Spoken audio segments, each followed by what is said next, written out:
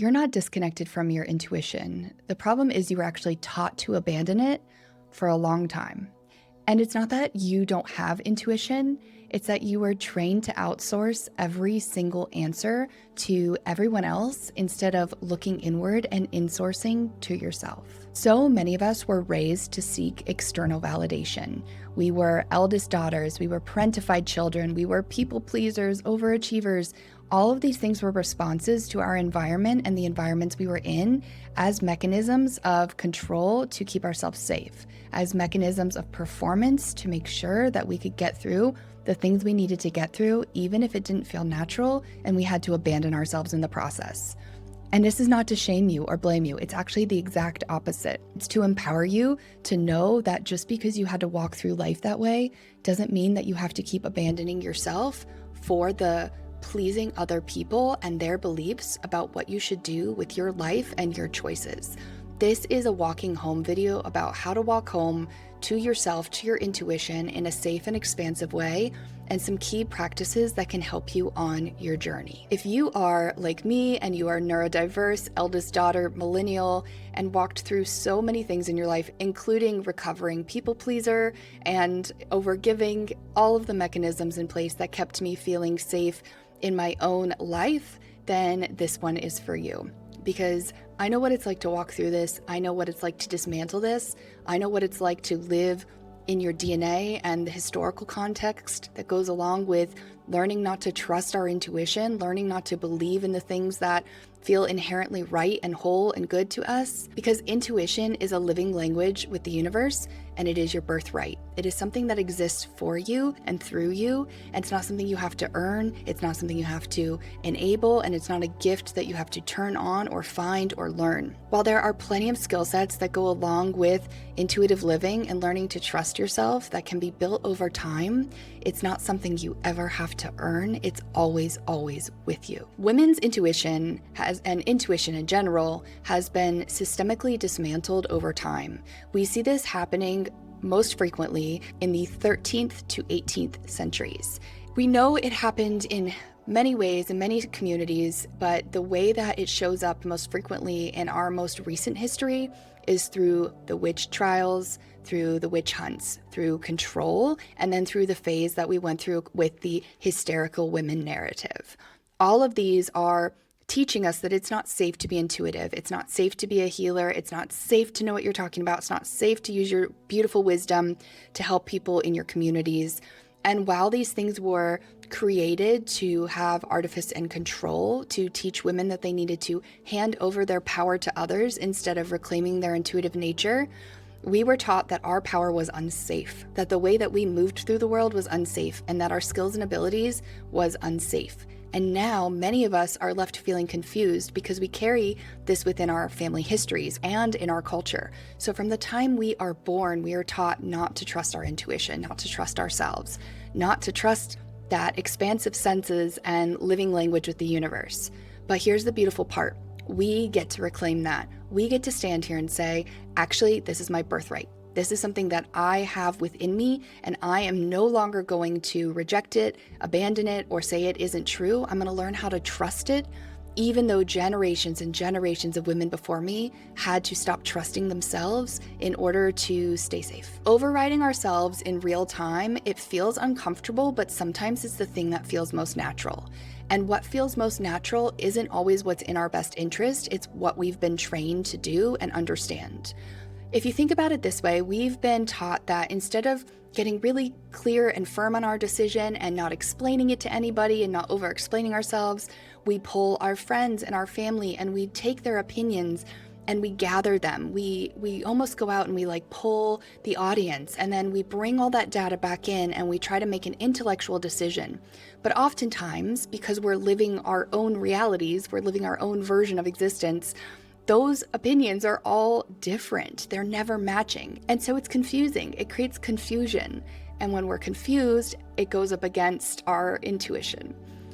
Our intuitive sense of what we should do for ourselves in our own lives and our decisions, whether it's in our families, our businesses, careers, learning, self-development, healing, spirituality, anything about your health and well-being, it's not going to be a consensus agreed upon by all of the people in your life.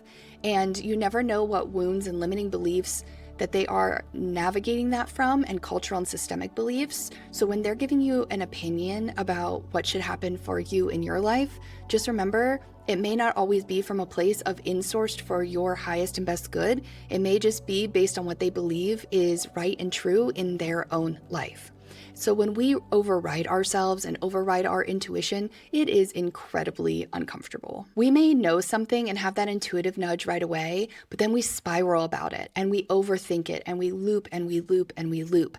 And that spiral creates tension and anxiety and frustration, and we feel like we're never getting the answer because the answer we originally got doesn't match the spiral and the overthinking.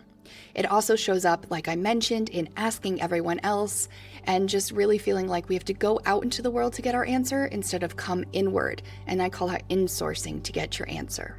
We also second guess ourselves. And this is one that is really hard because, of course, anytime there's a big decision to be made, it's always the question of, am I making the right one? But as with anything in life, there may not be a right answer. There's just a next step, a next answer. And that can lead you to either unlock opportunities, experiences, and understanding, or put you into a phase of more challenges that teach you something that redirect you to the place that you wanted to be all along.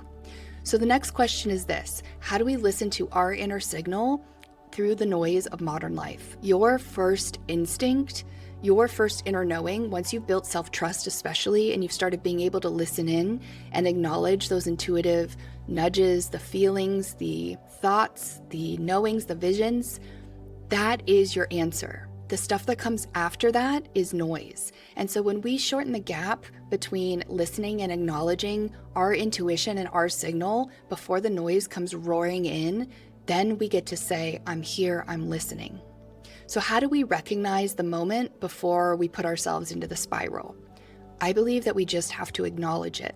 When we get that nudge, we can do several things, but micro-aligned actions are the way that I live intuitively and guide myself through my own life. So what is a micro-aligned action, and what does that even mean? A micro-aligned action is exactly like it sounds. It's taking some sort of definitive action when you receive the information. But it's not exactly what you think as far as I have to put something into place. Sometimes the micro-aligned action is a word, it is an acknowledgement, or it is a feeling, or it is an embodiment practice. So let me walk you through that. A micro-aligned action is saying something like, thank you, I receive that information, I acknowledge it, I have heard it, I receive it. Being in acknowledgement to something, being in receiving of something, is just as powerful as actually a doing action. That is still moving energy, that is still acknowledging the flow of information. We may just put our hand on our heart and say, thank you, I love you, I receive that. Again, we're moving back into our body, back into our introception, back into our insourcing, and saying, I've got this from the inside out instead of from the outside in. It may be something where we write it down and we acknowledge that we want to listen to that piece of information, or we want to note it for further use. And it may be for some people who really like to move quickly on things, that you want to take an action in the moment. It could be as simple as I get a download about what I would like to eat, what I want to put in as far as the meal into my body, into my system, the food that feels most nourishing, and then choosing that instead of the thing that you think you should get or other people might want to share with you.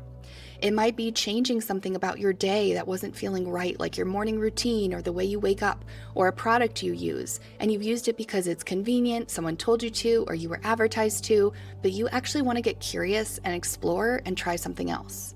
Or maybe if you make decisions from a really sacral authority and you know things instantly, you can make a decision in the moment and follow through on it. Some people need a little more time, so they like to sit with things. Some people like to make instant decisions. Knowing yourself and knowing how you receive information and how you engage with the universe, with this living language of the universe, is the medicine for your soul, for yourself, to live a more intuitively guided life. This question I love to use, and it's really, really simple. It takes us from what do other people feel about my life to how do I feel about my life. So flip it. Next time you're making a decision in your life, maybe you're deciding whether to take a job or a promotion or make a decision for your child or for your family, and it's kind of a big decision.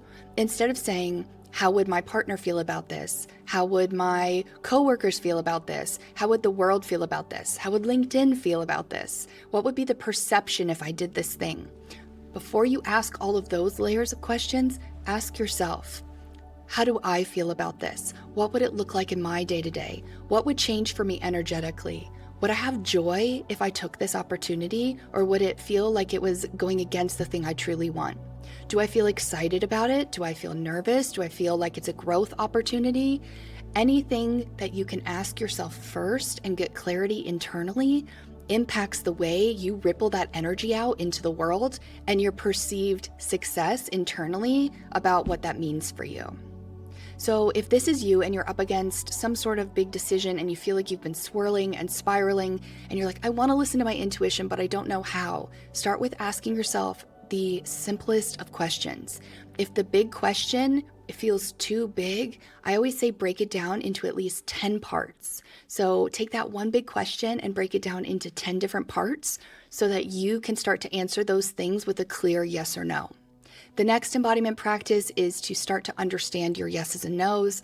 I go into more in depth in this in my Intuition Foundation Guide, which you can get in the description, and that teaches you how to learn your yes and nos, what they feel like, what you hear, how they show up, and the visuals associated with them.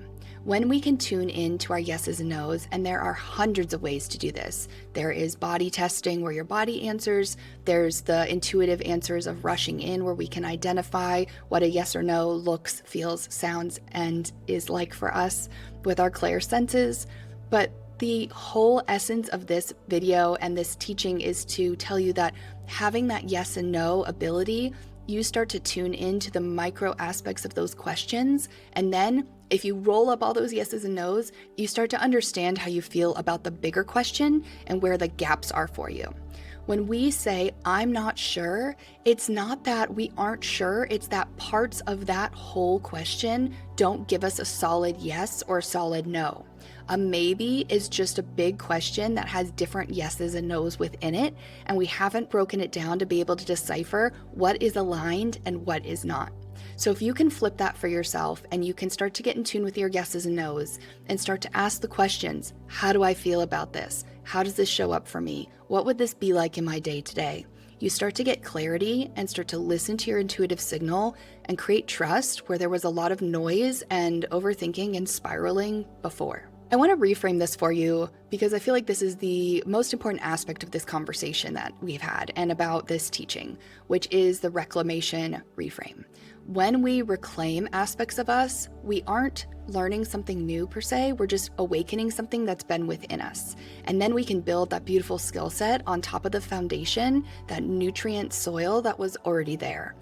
I want to tell you that intuition is part of you. It is not something that is outside of you. It is not something that you have to necessarily learn about, although we do learn about it over time when we start to tune into it and we start to acknowledge and accept it as a beautiful form of communication that helps us navigate our life in a more aligned and distinct way for our own soul path and journey.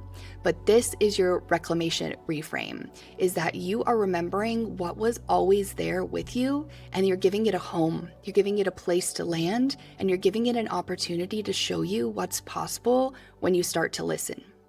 If this was helpful to you, share it with a friend. I invite you into this conversation. Don't forget to grab your Intuition Foundations guide in the description. And also just remember, if you can take anything away from this conversation, is that intuition is you. It's coming to life through you. It is teaching you based on all of your beautiful, expansive senses alongside the spirit world, universal guidance, higher self, pattern recognition, and what you pick up in this very real, energetic 3D world. Thank you for joining me today. As always, I'm so glad you're here, and don't forget to subscribe to be part of these conversations in the future where we deep dive into these topics and we start to come back to what it means to be intuitive beings.